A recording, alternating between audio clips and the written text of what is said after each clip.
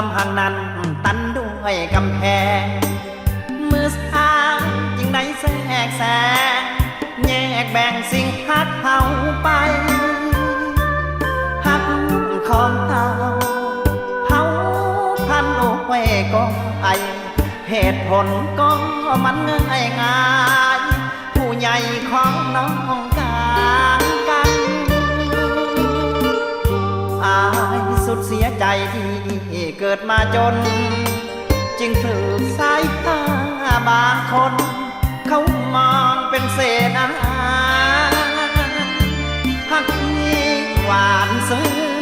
ก็มาคมคืนพิการเป็นยังผู้น่าสงสารจึงเป็นผู้ชายคนนี้ความหักเหลือเป็นพ่อแม่อดีตสิ่งที่เฮาคิดก็เพียงได้แต่แค่ฟังเศร้าเมื่อ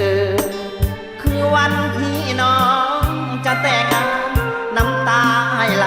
เป็นทางในมือเธอสองบัดเซอขออวยพรใส่ให้น้องโชคดีสุขสมผมเย็นชางสุขีสมหวังสมใจส่วนได้เองเพื่อเป็นคนแพ้พ่ายจะขอหลีกทางให้กาย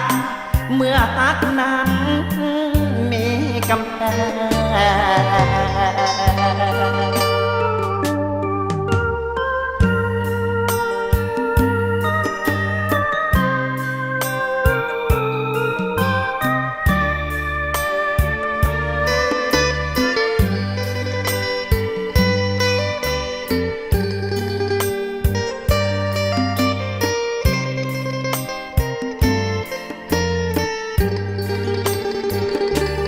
ความหัก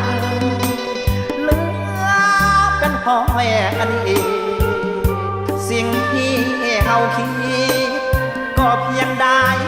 แต่แค่ฟังเศร้าเมื่อ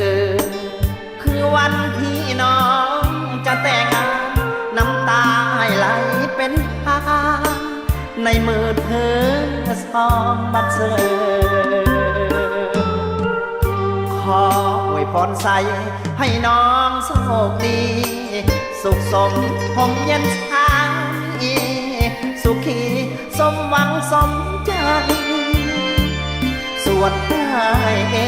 งเพื่อเป็นคนแพ้พ่ายจะขอหลีกทางให้กายเมื่อฮักนั้นมีกำแพง